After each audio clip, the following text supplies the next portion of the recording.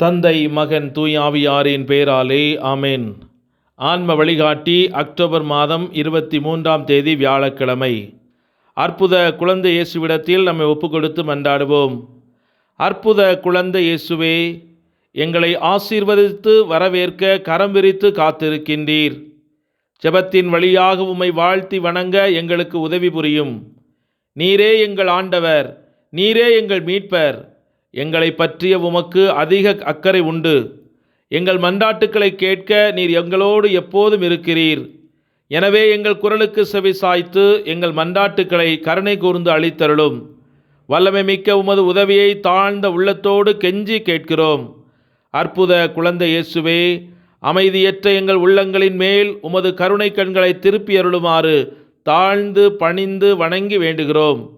இரக்கமே உருவான எம் இனிய இதயமே, எங்கள் ஜெபத்தை கனிவோடு ஏற்று உருக்கமாக நாங்கள் மன்றாடிய இந்த வரங்களை அளித்தருளும்படி உம்மை பணிவோடு கெஞ்சி மன்றாடுகிறோம். எங்களை வாட்டி வதைக்கும் துன்ப துயரங்களையும் வேதனை சோதனைகளையும் நீக்கி உமது ஆறுதலையும் ஆதரவையும் பெற்று தந்தையோடும் தூய ஆவியாரோடும் உம்மை என்றென்றும் நாங்கள் வாழ்த்தி போற்ற அருள் புரியும். ஆமேன். லூக்கா நற்செய்தி 12வது அதிகாரம் 49வது இறைவார்த்தை. மண்ணுலகில் தீ மூட்ட வந்தேன், அது இப்பொழுதே பற்றி எரிந்து கொண்டிருக்க வேண்டும் என்பதே என் விருப்பம். இது கிறிஸ்து வழங்கும் வாழ்வு தரும் நற்செய்தி. கிறிஸ்துவே உமக்கு புகழ். சிந்தனை: இந்த நாட்களிலே ஏன் நாம் ஜெபமாலை ஜெபிக்க வேண்டும்? ஜெபமாலை மூலமாக அன்னை மரியாள் நமக்கு செய்து கொண்டிருக்கிற அற்புத காரியங்களை பற்றி நாம் தியானித்து கொண்டிருக்கிறோம். அதிலே ஒரு பகுதியாகிய நம் ஆன்மாக்களின் எதிரியாகிய சாத்தான் கர்ச்சிக்கும் சிங்கம் போல நம்மை துரத்தி நம்முடைய ஆன்மாவை ஆண்டவரிடமிருந்து பிரித்து நரகத்திற்கான பாதையை காண்பித்து கொண்டிருக்கிறான். இந்த சூழ்நிலையில் அந்த பாவச்சேற்றிலிருந்தும் சாத்தானுடைய பிடியிலிருந்தும் நரகத்தினுடைய பிடியிலிருந்தும் எவ்வாறு நாம் விடுவிக்கப்பட முடியும் என்பதை குறித்து நாம் தியானிக்கிறோம். இன்றைய நாளிலே பழைய மற்றும் புதிய ஏற்பாட்டுகளில் இந்த ரட்சிக்கப்படுவோர் மீட்கப்படுவோர் என்று சொல்லப்படுகிற எண்ணிக்கை மிகவும் குறைவானது என்பதை குறித்த சிந்தனைகளை நாம் காணலாம்.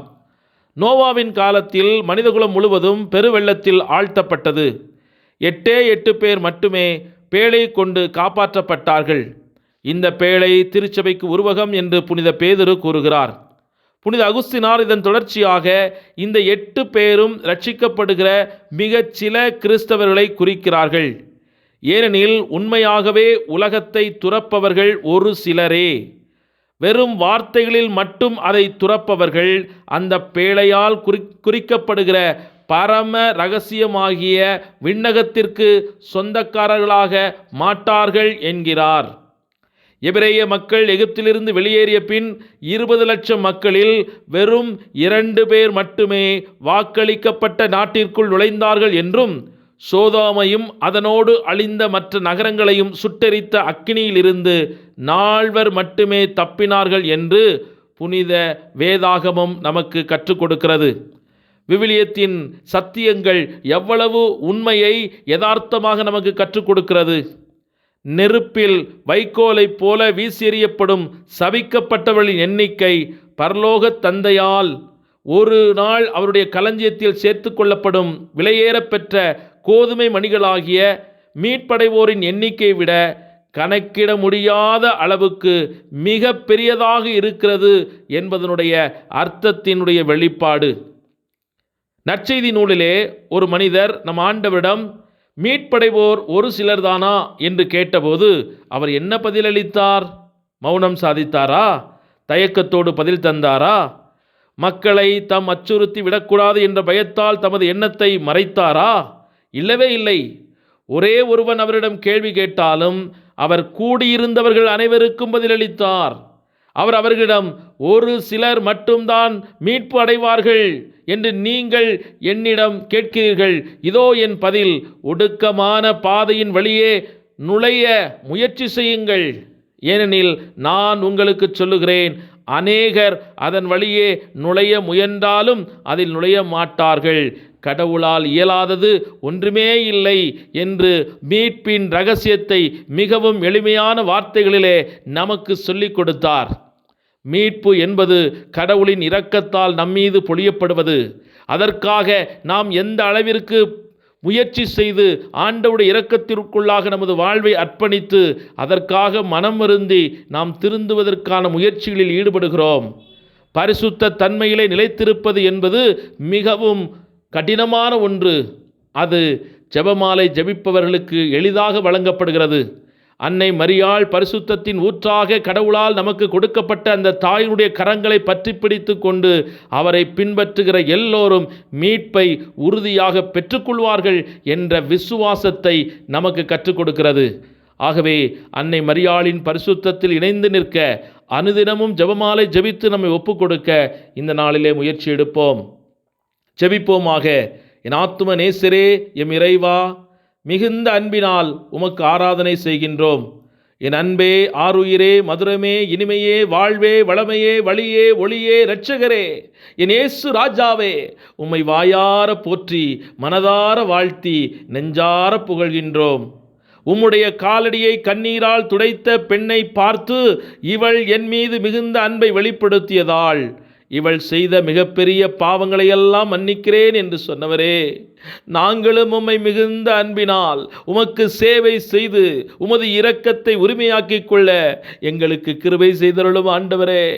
உம்மை அசட்டை பண்ணி ஒதுக்கி தள்ளிய சதுசேயர்கள், பரிசேயர்கள், தலைமை குருக்களைப் போல் அல்லாமல் உம்மை காண்பதற்கு விரைந்து சென்று மரத்தில் ஏறிக்கொண்டு காத்திருந்த சக்கேவைப் போல தன்னுடைய செல்வத்தை எல்லாம் உதறித்தள்ளி உம்மை பின்பற்ற தன்னை ஒப்புக் கொடுத்த மத்தேயுவைப் போல தங்களுடைய படகுகளையும் தாய் தகப்பனையும் கூட்டாளிகளையும் விட்டுவிட்டு உம்மை பின்தொடர்ந்த பேதுரு, யோவானைப் போல பதவி, பட்டங்கள், அதிகாரம் போன்றவற்றை குப்பையாக கருதி தூக்கி எறிந்த புனித பவுலடியாரைப் போல நாங்களும் உம்மை பின்பற்றி நிலை வாழ்வை உரிமையாக்கிக் கொள்ள தூய ஆவியின் வழிநடத்துதலை எங்களுக்கு இன்று இப்போது தந்தருளும்.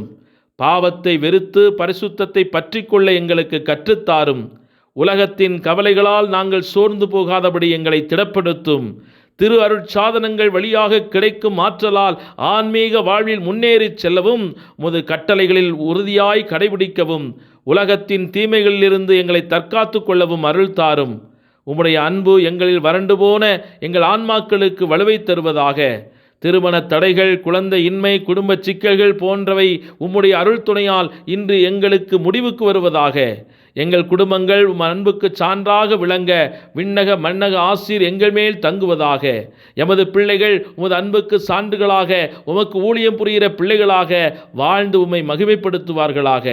ஆண்டவரே, நீர் எங்களுக்கு கொடுத்திருக்கிற இந்த அருள் வாழ்விலே உம்முடைய ஆசீரை இழந்து விடாமல் உம்மை பற்றி பிடித்து கொண்டு தொடர்ந்து ஓட நீர் கொடுத்திருக்கிற இறை வார்த்தை எங்கள் இதயத்தில் நிரப்பி உம்மை கை கொண்டு நீர் கொடுத்திருக்கிற வாக்குறுதிகளை நோக்கி ஓட எங்களுக்கு அருள் தருவீராக. ஆமேன். எல்லாமல்ல இறைவன், தந்தை, மகன், தூய ஆவியானவர் உங்களை நிறைவாக ஆசீர்வதித்து புனிதப்படுத்தி வழிநடத்துவாராக. ஆமேன். இயேசுவுக்கே புகழ், இயேசுவுக்கே நன்றி. மரியே வாழ்க. இயேசுவின் இரத்தம் ஜெயம். அற்புத குழந்தை இயேசுவே, எங்களுக்காக இறைவனிடத்தில் மன்றாடுவீராக. ஆமேன்.